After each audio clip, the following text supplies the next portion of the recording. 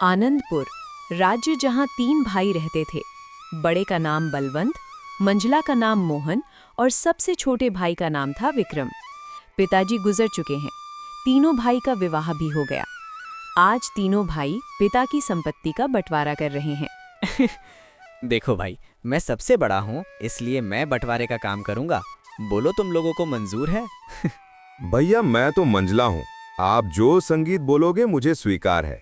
भैया आप दोनों तो मेरे बड़े भैया हो, मैं तो सबसे छोटा हूँ। आप लोग जो फैसला करोगे मैं उसे स्वीकार कर लूँगा। पिता के जाने के बाद आप दोनों को मैं पिता स्वरूप मानता हूँ।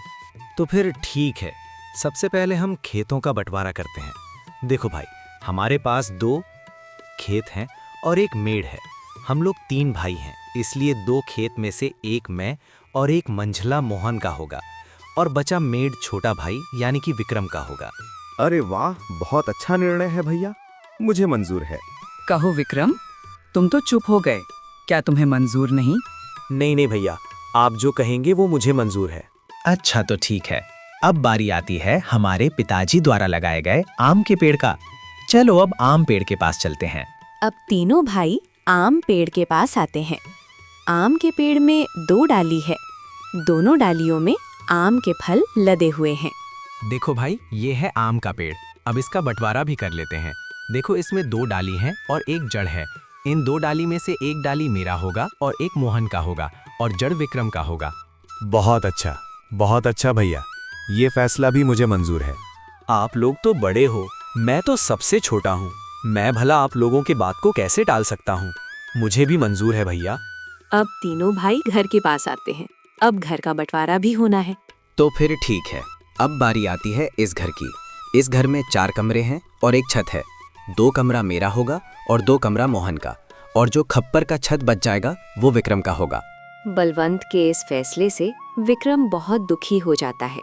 फिर भी बड़े भाई का फैसला मानकर वो कुछ नहीं कहता है। इस तरह घर का बंटवारा भी पूरा हो जाता है। अरे भैया, खेत, पेड़ और घर के बाद और एक जरूरी चीज तो आप भूल ही गए। अरे मोहन, वो क्या जरूरी चीज है जो मैं भूल गया हूँ? संगीत, क्या तुम मुझे याद दिला सकते हो? भैया, पिताजी ने हम तीनों भाइयों के लिए कुछ रुपए पैसे भी तो छोड़ गए हैं, आप उसे कैसे भूल सकते हो? अरे हाँ, याद आया। जरा रुको, मैं अभी लेकर आता हूँ। बड़ा भाई बलवंत घर के अंदर से एक मटका लेकर आता है जिसमें कई सिक्के भरे थे और उनमें से कुछ पुराने जमाने के सिक्के भी थे। देखो, इसमें से 2 प्रकार के सिक्के हैं। एक जो अभी वर्तमान में चल रही हैं, वहीं दूसरा जो हमारे दादा के दादा जमाने के हैं, यानी कि बहुत पुराने जमाने के सिक्के हैं, जो कि कुछ अजीब धातुओं। तो भैया, अब इन सिक्कों का कैसे बंटवारा करोगे आप? तो सुनो, अभी के ज़माने में जितने भी सिक्के चल रहे हैं, उन सिक्कों को मैं और मंझला भाई मोहन का होगा, और जो सिक्के बहुत पुराने हैं, जो कि पुराने धातुओं से बनाए गए हैं, वो विक्रम का होगा। इस तरह दोनों भाई रुपए पैसे को भी ले जाते हैं। देखो विक्रम, पुराने ज़माने के सिक्के में सिर्फ 4 ही सिक्के खन बचे हुए हैं।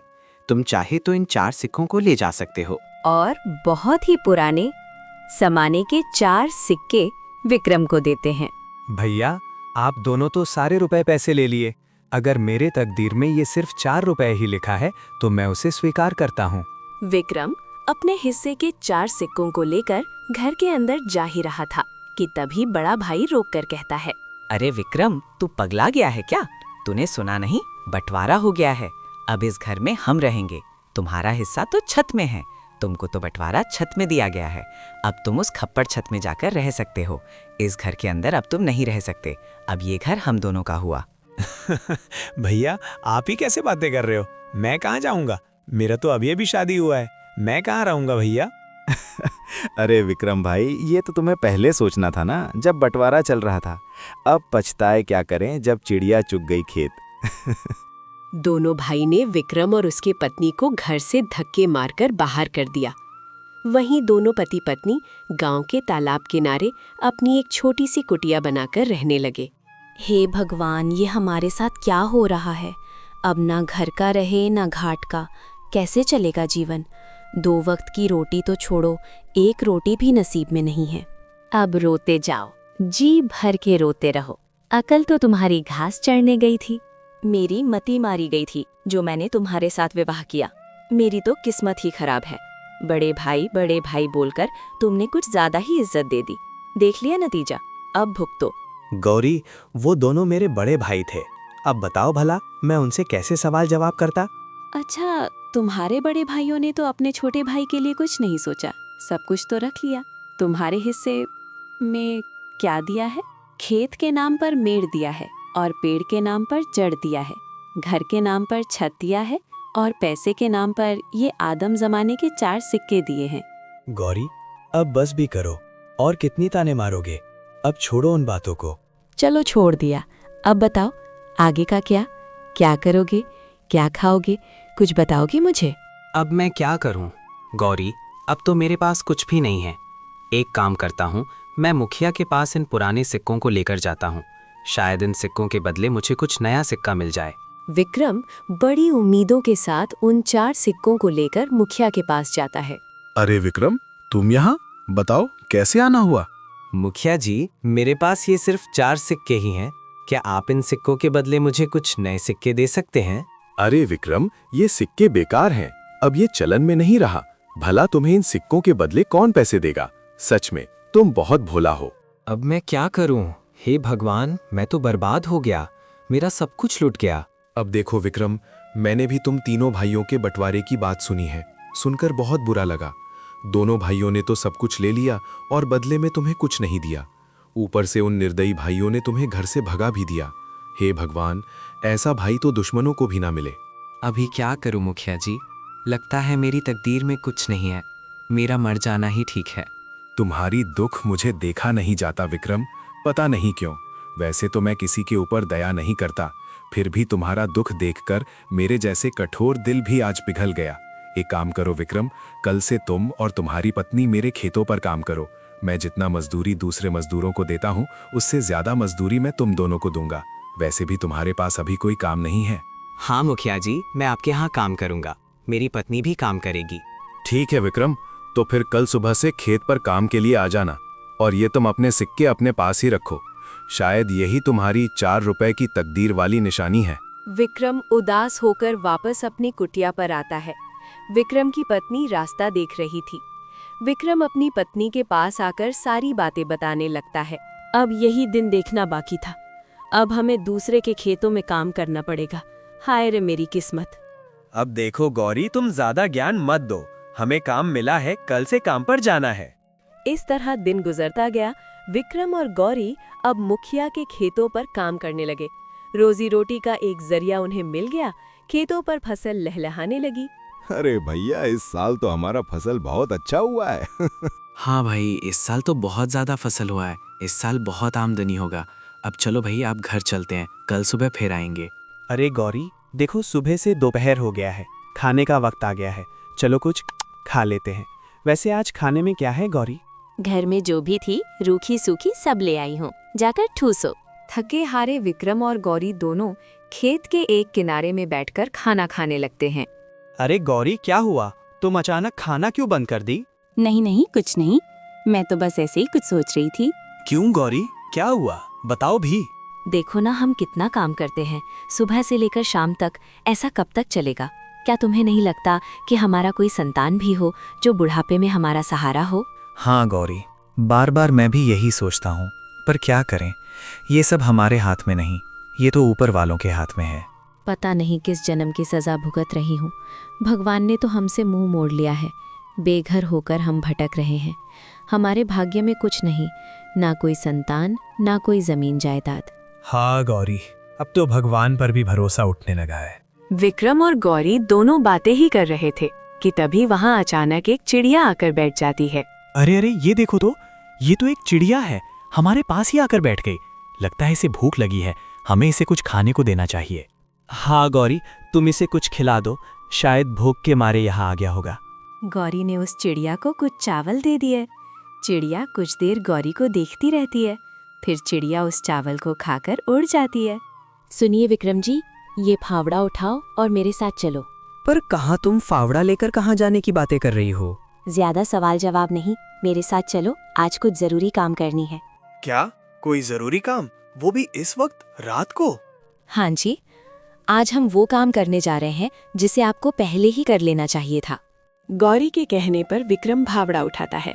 दोनों पति पत्नी अपने उस खेत के मेड़ पर आते हैं जो उन्हें बंटवारे पर मिला था। गौरी, ये तो हमारा मेड़ है और वहाँ पे जो फसल लगी है, जहाँ पानी भरा हुआ है, वो तो मेरे दोनों बड़े भाइयों का खेत है और हम जहाँ खड़े हैं यही हमारा मेड़ है। इसीलिए तो मैं तुमको यहाँ लेकर आई हूँ बुद्धू। और सुनो, आप इस मेड़ को अभी के अभी तोड़ दो। ये क्या कह रही हो तुम?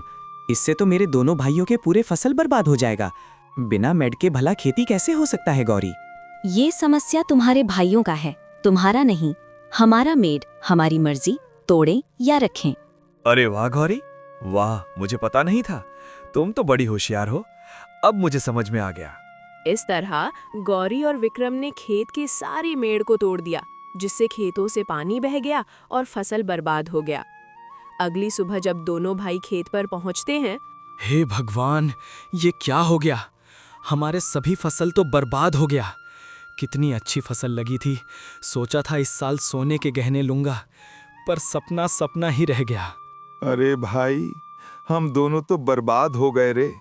कितनी अच्छी फसल लगी थी, अब बिना पानी से सब सूख गया। भला अब फसल कैसे होगी? अरे भैया, वो देखो, खेत का मेड़ को किसी ने तोड़ दिया है। जब मेड़ ही नहीं है तो खेत में पानी कहाँ रहेगा और हम सिंचाई कैसे करेंगे? जरूर ये काम विक्रम का होगा, जरूर उसने होशियारी की होगी। बलवंत और मोहन दोनों रोते हुए घर को आते हैं। घर आकर अपनी पत्नियों को सारी कहानी बताने लगते हैं। अरे, ये क्या हो गया? देखो जी, मेरी बात सुनो। अगर फसल बर्बाद हो गया है तो कोई बात नहीं, हमारा आम का पेड़ तो है। हाँ, तुमने बिल्कुल सही कहा, पर अभी आम पकने को कम से कम 12 से 15 दिन और लगेगा। हाँ भैया, जब आम पक जाएंगे तो हम उसे बाजार ले जाकर अच्छे पैसे कमा सकते हैं। हाँ मोहन, तुम बिल्कुल ठीक कह रहे हो। अब यही एक रास्ता बचा है, वरना हम सब भूखे मर जाएंगे। अरे गौरी, तुम तो कमाल कर दिया, मेडल तोड़ दिया। जैसी करनी वैसी भरनी, ये उन्हीं के कर्मों का फल है। सुनो जी, आज रात हमें और एक काम करना है। अरे गौरी, इस बार क्या करना है? अरे बुद्धू, तुम अब देखते जाओ, वो तुम्हें शाम होने के बाद ही बताऊंगी। जैसे ही शाम हुआ, गौरी और विक्रम दोनों कुल्हाड़ी लेकर उस आम के पेड़ के नीचे पहुंच जाते हैं जो उन्हें बंटवारे पर मिला था। सुनो जी, क्या यही वो आम का पेड़ है?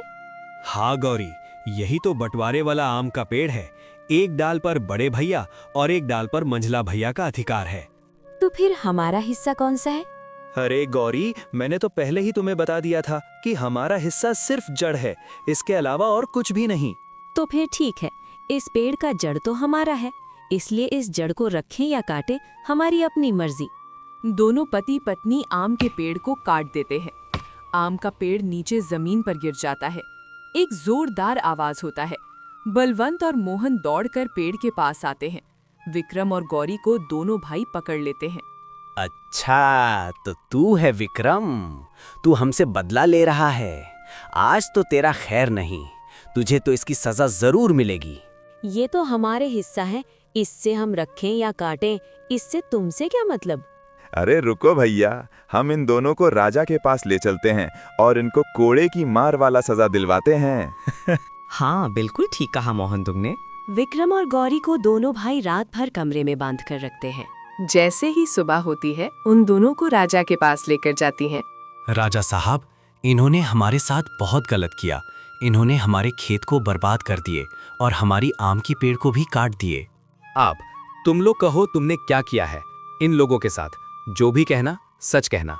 अगर कुछ भी झूठ कहा तो मैं बहुत बड़े दंड मिलेगा।